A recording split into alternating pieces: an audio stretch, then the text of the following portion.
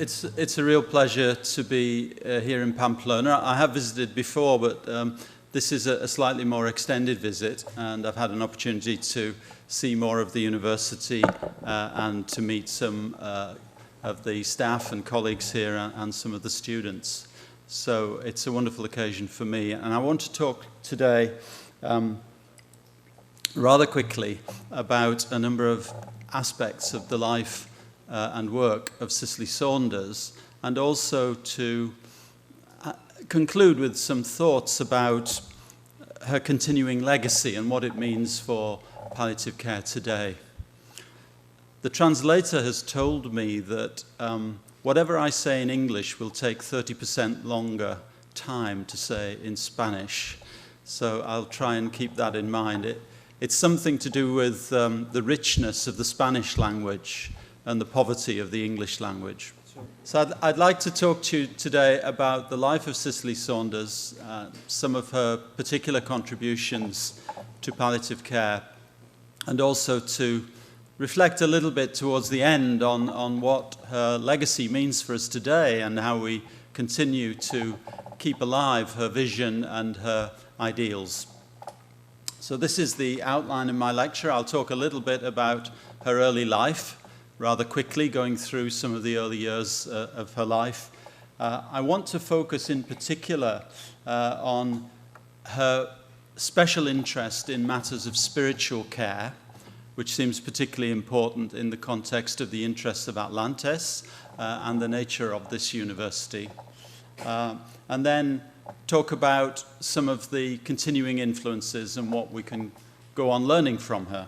Well, who was Cicely Saunders? She was born almost 100 years ago into quite a privileged English family. The family had not been wealthy for very long. Her father was a successful businessman, and as Cicely grew up, he became more and more successful, and the family became richer, and they moved from one small house to a medium house to a big house. They had servants. She had really rather a privileged upbringing, living in the south of England. And that included, there's a very strange English habit of if you're wealthy, you send your children away when it's time for them to go to school. I don't understand this myself. My wife is Scottish, and it's not an idea that I fully understand. But this is what happened to her. She went away to school, in fact, to one of the more famous English private schools. And she was very unhappy there, didn't enjoy being away from her family, and was rather lonely. When she concluded her studies at school, she was a very bright young woman. She elected to go to the University of Oxford. And we'll see in a few minutes that she later on became a nurse, a social worker, and then a doctor. And this is what everyone in palliative care always says about her. She was a nurse, she was a social worker, and she was a doctor. But when David Clark talks about her, I always like to say, but first of all, she was a social scientist, because this was her undergraduate education in philosophy, economics, and politics. So this was a person with very wide interests in the intellectual sphere. But she was also a person with a great social conscience. So studying at Oxford in the late 1930s, as the Second World War broke out, she was very uncomfortable. Staying there, undertaking esoteric courses and lectures whilst the war was raging in Europe and eventually around the world was not something that she could tolerate. So she abandoned her studies at this point and decided to make a contribution to the war effort by becoming a nurse. And this really marked the first step on her journey to involvement in the care of people at the end of their lives. And this rather nice article here, which I've quoted, where she talks about what was available to the nurses during the war years in terms of resources that they could give to their patients. And so often we had nothing but ourselves to give. very few practical material resources, just oneself, the self of the nurse, the engagement with the patient. And this was an aspect of her early experience as a student nurse at St. Thomas's Hospital in London. Now, I think there are probably quite a lot of nurses here today, and probably most of you know that when caring for patients, you have to be very careful about your back. What's this in Spanish? Le dos? Spalla. Le dos en français. Right. So, Cicely was a very tall person, and she had problems with her back, and this made it difficult for her to continue in nursing. So she then switched careers from nursing to what today we call social work. In those days in the United Kingdom, she was called a lady almoner, working in hospitals, providing social support to patients and to families. So she's had the experience of nursing, and now she's learning some of the skills of the social worker. And it was at this time, now after the war, in 1948, that she met somebody in the course of her work that changed the pattern of her thinking and the direction of her life. And this was a man called David Tajma. He was a Jew who'd survived the Warsaw Ghetto and had found himself in London after the war, but was dying of advanced cancer. Alone, far away from his own family and culture, and in a hospital in London, in a very anonymous environment. Cicely spent a lot of time with him, talking with him, understanding his concerns and interests and observations. It's true to say that she fell in love with him in the very short period of time that they were together, a matter of weeks, not months. And they had very deep conversations in that ward, in that hospital, some of which she recorded in detail in her diary. And perhaps the most important thing that he said to her, and which has echoed down through the years in the palliative care context, is this phrase here: I only want what is in your heart and in your mind. And I always think of this as something which is emblematic of what we now call palliative care. The compassion of the heart, but the practical application of the intellect and the mind brought together to give the very best care to the patient. I only want what is in your heart and in your mind. And there is a sense in which this experience of meeting David Tajma and listening to him and reflecting on the things that he said has become what I've called a foundation narrative for the palliative care movement that was to follow. She continued to work through the 1950s as a social worker, becoming more and more interested in the particular problems of dying patients. She began to volunteer in one of the small number of homes for dying people that existed at that time in London. These were 3 institutions that had been established in the 19th century, specifically to care for dying people. She gained experience there as a volunteer, and she continued to take an interest in these patients through her work as a social worker. And more, her thoughts turned to medicine as the next step on her journey. And she was encouraged by others to take up this idea. So during the 1950s, she trained in medicine as a mature student. She had to do a lot of extra preparation to get into St. Thomas's Hospital to study medicine. And she graduated from medicine in 1957. So we've had this remarkable journey over 20 years, from the social sciences to nursing to social work and now to medicine, where she sought to devote all of her energies to better understanding the problems of care for people close to the end of their lives, particularly those dying from cancer.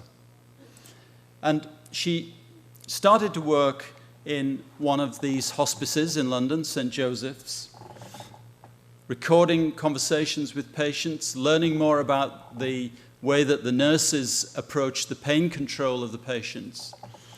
And again, met somebody with whom she became deeply attached. I'm not recommending this to you professionally, by the way.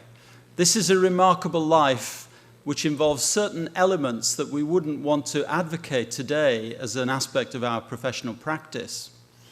But she fell in love with another patient, again Polish, and again close to the end of her life.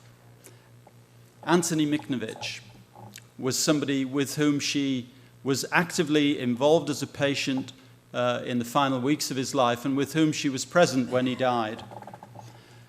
This was an important moment because of the personal experience. The death of Antony Miknowicz coincided within a few months with the death of her father, and also of another patient that she'd got to know over a long period of time in the hospice. And as she famously said later, I got my bereavements mixed up. She went through a very, very difficult bereavement process at this time, struggling to come to terms with the deaths of these 3 people that had occurred all within the space of a few months, and continuing to do her work at the hospice as well. And I think of this as another aspect in the journey that gave her a sense of authenticity, a sense of understanding the suffering of bereavement, of loss, of dying and of death, very closely, very personally, for the first time in her life. And this powered on her energies. Despite the sadness, despite the sense of loss and grief, she became more and more determined to devote her work to these patients. And she started to not only record her conversations with patients, but to take photographs of them in the hospice, to teach about them, and to write about them. And this gave her the vision, really, to think about how the very good care that she saw being delivered in just 1 or 2 small hospices in London could be made more widely available, could have a wider influence than just in these rather isolated homes for the dying. And in part, this involved developing some new ways of thinking that could be communicated to the medical profession and to healthcare professionals more generally. And this always involved in her work the detailed engagement with patients. And this patient, Mrs. Hinson, was absolutely foundational in this regard. When Mrs. Hinson came into the hospice, she described a whole range of problems that she was feeling and encountering: physical pain, worries about her husband, concerns about money in the family because the husband was having to spend time away from his work and losing pay. Her son was living a long way away and was very distressed by his mother's condition. And she used the phrase to describe this: all of me is wrong. And this was like a light turning on for Cicely Saunders. She began to realize that the pain of the patient is not just about the physical suffering, but it's also suffering which can be mental, psychological, social, and spiritual in character. And she called this total pain. And in 1964, published a paper on this idea, which began to resonate through the literature and through the corridors of professional conversation about these issues. But she was also a person who was open to wider influences. At this time, she was reading a lot, she was doing a lot of teaching, and she was conducting research in this area. And she was drawn to, for example, the work of William Osler, one of the great figures in 19th and early 20th century American medicine, who talked about medicine as a calling and not a business. This was something that appealed greatly to her. You exercise the art of medicine equally with your heart and with your head. It's rather like what David Tajma had said to her in that hospital ward in London. And another influence was Alfred Worcester, a doctor who, like Cicely, was a great champion of nursing. He established one of the first nursing schools in America in the late 19th century. Worcester himself is a fascinating man in the history of palliative care and lived to the age of 90, was still publishing towards the end of his life, including this book, The Care of the Aged, the Dying, and the Dead. I don't know if you have it in the library, Carlos, but you can buy it on Amazon, and it's a wonderful book that repays reading today. And here again we see a phrase that was so important to Cicely: we give ourselves with our pills, we give ourselves with our medicine. All of these things propelled her on to think about developing a facility for care that she would build and organize and run. And this became the vision for St. Christopher's Hospice in the south of London. And throughout this period that I'm describing, she was busy making plans for St. Christopher's and also raising funds to build the hospital and make it operational. So it was a very busy time in terms of her personal development, her professional practice, her research, her reading, her thinking, but also practical action in developing a new facility. And she thought very hard about what the character of this facility should be. Should it, like the early homes for the dying in London, be a religious foundation? Or should it be a foundation that could be a model for care in the public health system? And she concluded that the second was the most important. So she developed a facility that had Christian foundations, but could become a model of good practice from which others could learn. And this started to happen very, very quickly. Even before the hospice was open in 1967, her work was attracting a lot of interest. She was given one of our honors, the Order of the British Empire, in 1965, before the hospice opened. And just 2 years after it opened, she received her first honorary degree at Yale University in recognition for her work. So St. Christopher's was attracting a lot of interest even before it became operational and began to care for patients. It was becoming what we would call in English a magnet for people's interest, and people were being drawn to it at this time as they shared in the same kind of vision and ideas for the improvement of the care of people towards the end of their lives. So the hospice opened in July 1967, and Cicely became its first medical director. She bought a house just around the corner, so she could be at the hospice a great deal. The hospice, a bit like every building in the University of Navarra, which I learned yesterday, had a chapel. The chapel is very beautiful, and Cicely worshipped there every day. She made her religious practice an aspect of her professional life on a daily basis, and she devoted all of her energies to building up the work of the hospice, making it run effectively, to deliver care in a new way. Now, what is the difference between St. Christopher's Hospice and St. Joseph's, where she'd learned her initial practice? I would argue that at St. Joseph's Hospice, the 19th century religious foundation, what she saw was wonderful care and solicitude directed towards the patient, particularly by nurses. But what she didn't find there was research or education or a wider influence on the practice of other people.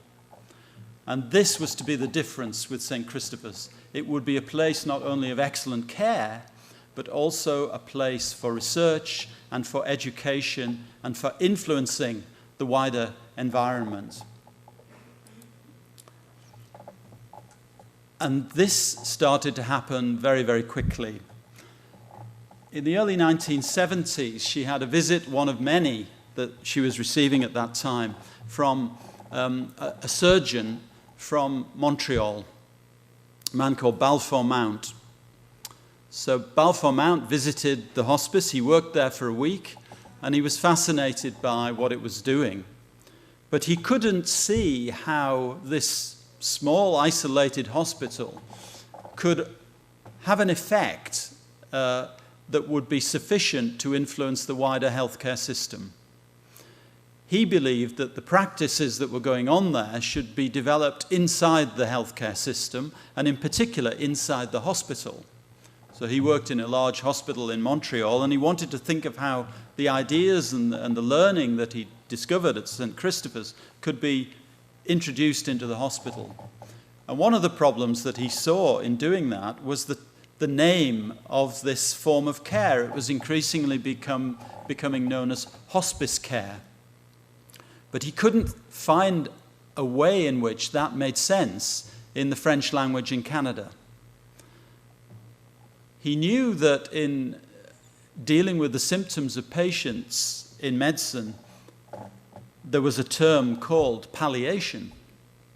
To palliate the symptoms was a concept with which he was familiar. So one day, and this is a long quote from an interview I did with him back in 2001, he's talking about how he was reflecting on this one morning while he was shaving. He was thinking about this problem, and he thought, well, if we can have palliation, why not call this palliative care? And this was a very important moment, because this term palliative care, which is now used all around the world, was introduced by Balfour Mount as something which he believed would translate better into other languages and cultures than the concept of hospice. And that remains still a small matter of controversy within the professional field, with some people preferring the term hospice care, others preferring palliative care.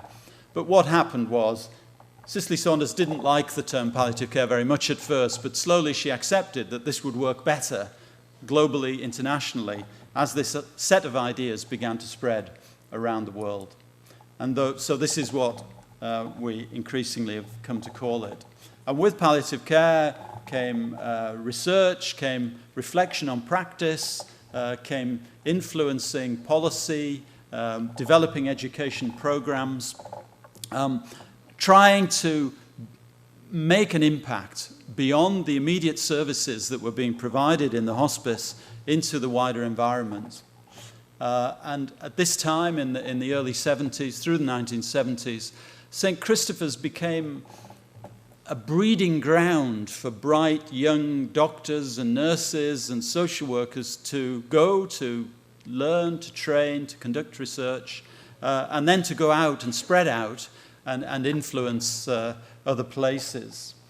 It was a time of doing some important clinical studies that set aside some of the old beliefs about the mechanisms of pain and the mechanisms and actions of morphine.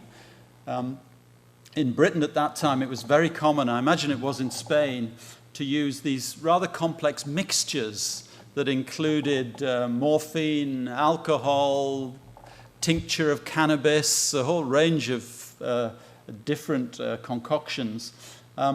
It was demonstrated at St. Christopher's that none of this was really a very effective approach, and that morphine could in fact be taken orally and could be titrated very effectively as a drug on its own, not as part of a complex mixture that was given to the patient. This was groundbreaking research at the time, conducted by Robert Twycross, one of Cicely's assistants. But I think it's this part of the role in education and training that is particularly important. This is a group of people having a little house party from St. Christopher's in 1992. I won't go into the details here, but every one of these people has had a massive influence in leading the development of palliative medicine around the world in many, many different countries.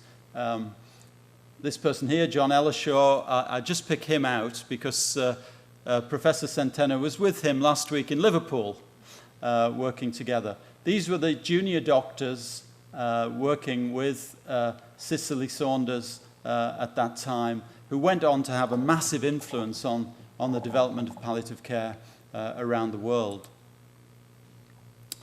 Turning back to Cicely's personal life, she devoted her life and her career to her work, but as we've seen, she had something of a penchant for Polish men. And in fact, there was a third one. I have to refer to the third and final man in her life, Marian Bohus-Sisko. He was an artist. And one day she'd been sitting in a traffic jam in London and looked to her left and saw the window of an art gallery and a beautiful painting that she immediately fell in love with. She drove the car around the corner, went into the art gallery and bought the painting. And as she famously said to me, I fell in love with the painting and then with the artist, and eventually she married him. And this is them leaving to get married in 1980. So quite late in life, getting married and achieving great happiness in her marriage for the final 18 years of her life. And I like to include here one of his paintings, which Carlos knows, because it hangs in my home. And when Cicely died, she left me this painting, which was a wonderful honor for me. She knows I have some ambivalence about the world of faith. I think it was a message she was sending me to leave me this painting, which is called The Annunciation, and has a very, very deep spiritual and religious and Christian significance. So this was the third pole in her life, Marian Bohus-Sisko, and this was marriage fairly late in life and great happiness in those final years. Now, I want to focus in just for a few minutes now on what was becoming increasingly important to her at this time, and which I think we need to go on reflecting on and understanding. And that is the focus on the religious and spiritual aspects of the care of people at the end of life, and how we engage with this as professionals and as carers. And again, in looking at this in the context of Cicely's life and practice, we can see a journey and a set of change and transition over time. When she was first thinking about the hospice, she was thinking about it through what, as a sociologist, I would call the lens or the trope of a very kind of evangelical understanding of Christianity, a literal interpretation of the Bible and a rather simple theology. She'd had a powerful conversion to Christianity while she was a student at Oxford, and she moved in what certainly in British culture we would call evangelical circles.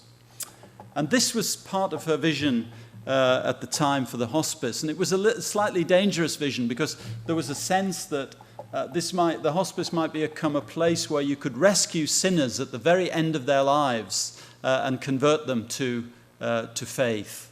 And this drew some criticism, particularly from other doctors. But it was an influence on her thinking, and it was one that she was aware of. Hence, not creating the hospice as a religious foundation, but creating it as a medical foundation with a religious underpinning. Rather like this is an educational foundation here, the University of Navarra, with a Christian foundation. But over time, her thinking, her theology, and I would say her psychology became broader. And during the 1970s, we see her responding to some of the movements that were taking place at that time, particularly in the United States, relating to the interest in counseling, in psychotherapy, and the work of people like Carl Rogers, the notion of giving unconditional positive regard to the person was something in which she became very interested. And this idea of personhood starts to resonate a lot in her writings at this time, engaging The term again that I like to highlight is this one here at the bottom. We are concerned with persons, so with other people. We're concerned with them as persons in their own right, but we're concerned as persons. There is a relationship between the two persons, the person of the caregiver and the person who is receiving care. Now, this was, again, quite revolutionary at the time. Some of her colleagues, like Colin Murray Parkes, have told me how when they were junior doctors in Britain in the 1950s, they were admonished for sitting on the bed and talking to patients. This was regarded as not good practice. But now, by the 1970s, we're talking about the engagement of persons in a dynamic, one might say, a psychodynamic way. And this leads to a growing emphasis in her thinking on individuality and on dignity. How do we promote the individuality of the patient in the last stages of life and give dignity and support the process of fostering dignity at the ending of life? The last stage of life is not a defeat, but a fulfillment.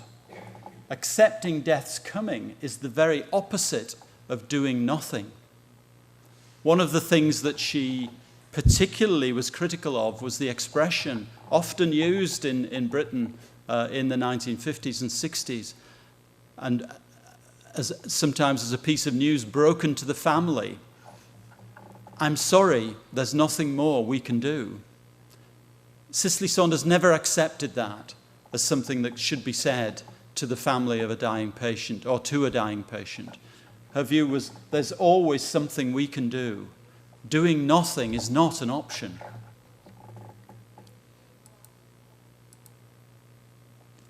And I think this was unusual for medicine at the time. It was certainly unusual within British medicine. And I think this remains unusual.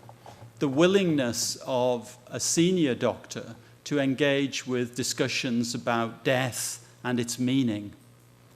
Perhaps one of the dangers that we now have in palliative care is that we've become very sophisticated about the technical aspects of delivering good care, pain relief, communication skills, supporting family and patient.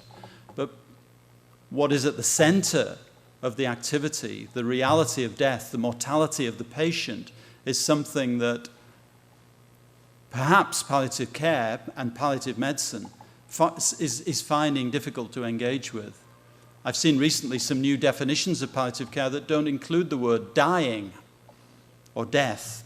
This wasn't Cicely's approach. So this was an interesting piece. Again, she had a wider audience. These were pieces broadcast on the BBC. How many doctors in modern Spain or modern Britain are broadcasting on the BBC or Spanish broadcasting about the meaning of death? She was a very unusual doctor. Does the Christian faith stand up to the pressure of dying? The death of Christ means we're not dying alone. This is a language that many doctors today are afraid of and would find difficult to engage with. And this led her increasingly to understand that perhaps more important than any other aspect of the suffering of the patient is their spiritual pain, their spiritual suffering, however that's expressed, whether it's expressed through the language of formal religion or through some other means. At the core of the suffering is the spiritual pain of persons facing the end of their lives. So I think this is interesting. We start with the concern for the body, with the freedom and space we can give by skills in symptom control. We move out to welcome the whole family and help them in their search for their own resources. But hospitality to our patients must surely include the readiness to help them look at what is most important of all, their inner griefs, guilts, and longings. And this is really at the heart of the challenge that we face in delivering palliative care, and which I know is so important to the vision of Carlos Centeno, to your colleagues here, and to the Atlantis project itself. How we engage with this spiritual dimension of pain and suffering at the end of life.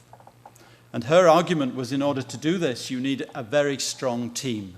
This can't be done alone. You need a team of people who respect one another, who come to their work from different professional standpoints. And at St. Christopher's, she found that she had people working from very different religious backgrounds. Christians, agnostics, Jews, coming together to work together with a common focus. So this isn't simply a point about the significance of Christianity in this. It's about people working together across religious traditions and cultures to promote the well-being and care of the patient.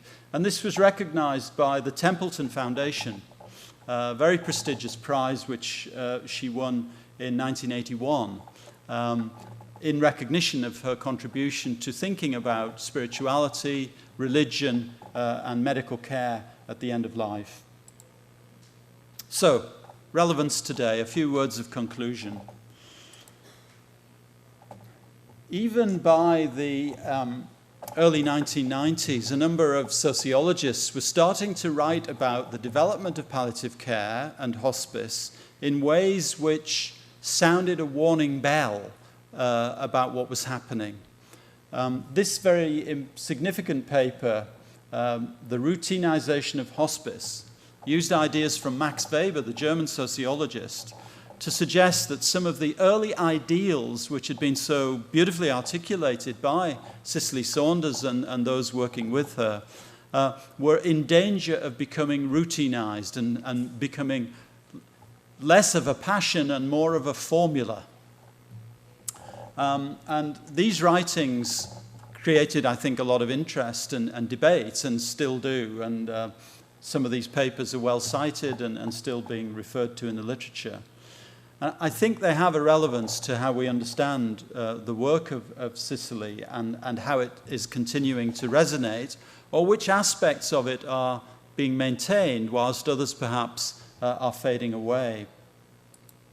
And so in 1994, I wrote to her and said, I think we should do something to try to look at this phenomenon, the history, this modern and recent history of hospice and palliative care, and to capture the experience of people who have been involved in shaping it. And I had the idea of doing a study where we would do interviews with founding individuals in hospice and palliative care in Britain and elsewhere.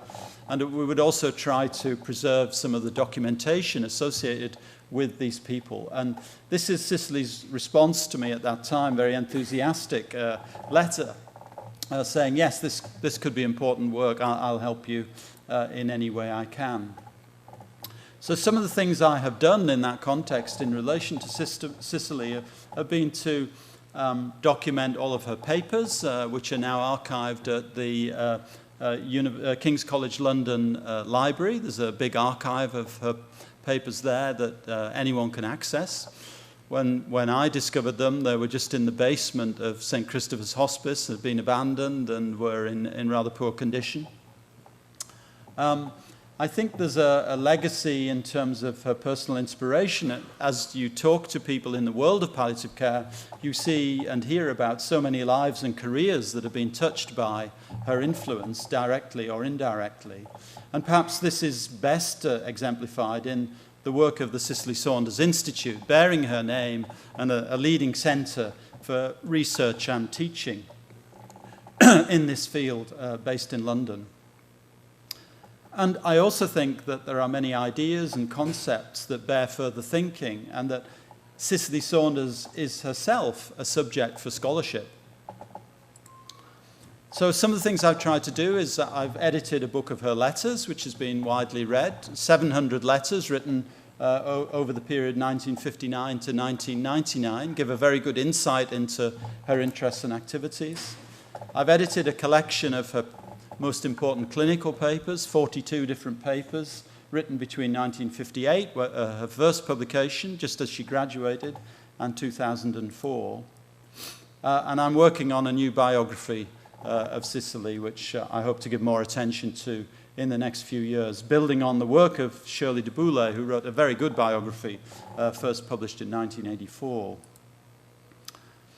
When in Westminster Abbey at Cicely Saunders' memorial service, some months after she died, Robert Twycross asked the question, how many of you have read Cicely's autobiography? A lot of people looked around and said to each other, she didn't write an autobiography. But then he went on and said that she had in fact written an autobiography, which was this little book, Watch With Me, containing 5 essays written over 5 decades. I was thrilled about this because it was a piece of work I worked on with Cicely towards the end of her life, where we selected these writings and published them in a little book. This is Watch With Me. When we published that book in 2003, I didn't realize that we would be, at this point, looking at all of these other versions which have now appeared in translation. So the first one was in 2008 in Italian, 2009 in Spanish, 2013 in Portuguese, and 2011, with the involvement of Carlos Centeno and Enrique Benito and others, the 2011 version, Velad Conmigo. So this little book, just 60 or 70 pages, appearing all these languages. I think in the next year there'll be an edition appearing in Brazil. Still having an influence, still maintaining the legacy and the importance of Cicely's interest in the spiritual care of the patient at the end of life. Now, one of my students, Ruth Ashfield, looked at the spiritual writings of Cicely Saunders. Now, these are the ones here, this color. And when I said to a number of people that we'd done this, they said, oh, presumably all the spiritual stuff was written at the beginning. But what Ruth Ashfield demonstrated was the spiritual stuff was there all the way through and beyond her death, these posthumous publications. So you can see here from all of her publications over a lifetime, some hundreds of publications, this focus on spiritual issues was maintained and developed and evolved over time. A very important aspect of the legacy. Her work still being cited, still having a relevance in the literature, still being drawn on by many people writing about these issues. And one of the things that we're still working on is not just a full bibliography of her 225 publications, but an annotation of these. About 2/3 of this is completed, and I'd like to finish this over the next few years, so that every publication has a short annotation that you can refer to. So, my conclusion. For me, this is an important life. For me, this is an important work. For me, it's an important journey that Cicely Saunders took through the social sciences, to nursing, to social work, to medicine, and then to a global influence that has really echoed down through the years, not just in the United Kingdom where her work began, but in many, many countries of the world, many different cultures. I think the importance of reflecting on the life and work is that we maintain and understand and adapt the ideals, the vision, and the values to our own context and to our own work, and that we guard against the danger of palliative care becoming just another technical procedure in medicine, and hold on to the belief that it has a particular role to play in the dignified care of people at the end of life that can not only enhance those lives, but can enhance the whole of society. Thank you very much indeed.